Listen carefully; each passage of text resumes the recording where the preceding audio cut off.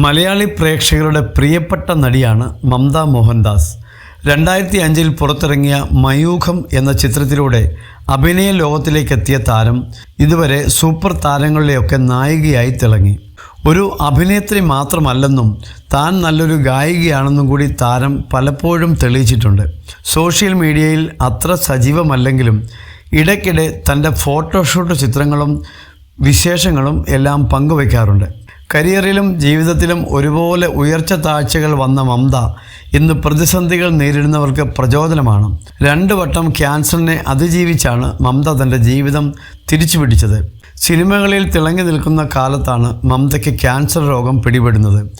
ഏറെ നാൾ രോഗത്തോട് മല്ലിട്ട മമത ആദ്യവട്ടം ക്യാൻസറിനെ പ്രതിരോധിച്ചെങ്കിലും 2ാം വട്ടവും നടിയെ ക്യാൻസർ ബാധിച്ചു. എന്നാൽ 2ാം തവണയും മനക്കരുത്തോടെ മമത ഇതിനെ അഭിമുഖീകരിച്ചു. ഇപ്പോഴിതാ മമതയെക്കുറിച്ച് സംസാരിക്കുകയാണ് നടിയുടെ പിതാവിൻ്റെ സഹോദരനായ നിർമ്മാതാവും സംഗീത സംവിധായകനുമായ NV ഹരിദാസ്. ഒരു യൂട്യൂബ് ചാനലിൽ സംസാരിക്കുകയായിരുന്നു ഇദ്ദേഹം. സിനിമാ രംഗത്ത് മമത കടന്നു വന്നതിനെക്കുറിച്ചും പിന്നീട് അസുഖം ബാധിച്ചതിനെക്കുറിച്ചും NV ഹരിദാസ് പരാമർശിച്ചു.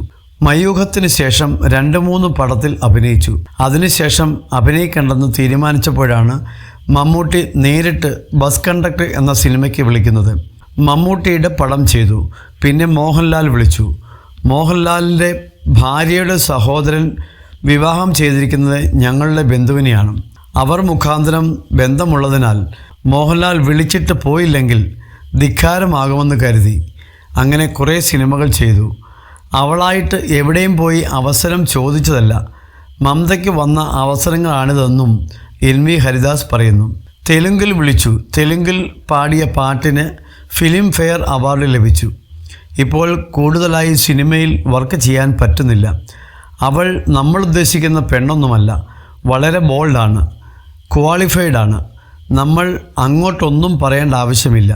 അസുഖത്തെ സധൈര്യം മമത നേരിട്ടെന്നും ഇദ്ദേഹം പറയുന്നു. മരുന്നുള്ള സ്ഥലം കണ്ടുപിടിച്ചു. അച്ഛനോടും അമ്മയോടും നിങ്ങളാരും വരേണ്ട, ഞാൻ തന്നെ പോയിക്കൊള്ളാമെന്ന് അവൾ പറഞ്ഞു. അസുഖം വന്നപ്പോൾ എന്നെ ഫോൺ ചെയ്തു, അത്യാവശ്യമായി വരണം എന്ന് പറഞ്ഞു. ഞാനും ഭാര്യയും ആശുപത്രിയിൽ പോയി. കണ്ടയുടനെ തരിച്ചു നിന്നു. താങ്ങാൻ പറ്റില്ലല്ലോ, ഒറ്റക്കുട്ടിയാണ്.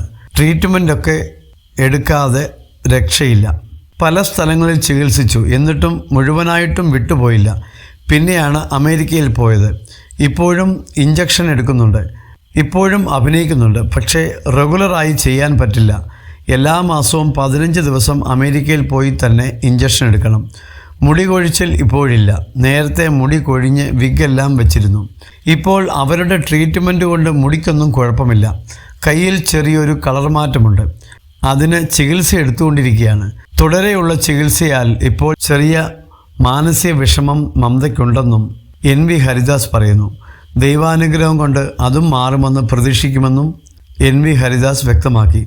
ഈ അടുത്തിടെയായിരുന്നു മമതയുടെ ആരോഗ്യ പ്രശ്നം വാർത്തകളിൽ ഇടം നേടിയത്. ശരീരത്തിന് നിറം നഷ്ടമാകുന്ന ഓട്ടോ ഇമ്മ്യൂൺ പ്രശ്നമാണ് മമത നേരിടുന്നത്. താരം തന്നെയാണ് തൻ്റെ അവസ്ഥ തുറന്നു പറഞ്ഞത്. ശരീരത്തിൻ്റെ നിറം 70% നഷ്ടമായെന്നും ഇതിനാൽ മേക്കപ്പ് ചെയ്താണ് താൻ പുറത്തിറങ്ങുന്നതെന്നും മമത തുറന്നു പറഞ്ഞിരുന്നു. രോഗത്തെക്കുറിച്ച് അറിഞ്ഞതോടെ താൻ തകർന്നു പോയെന്നും മമത പറഞ്ഞിരുന്നു.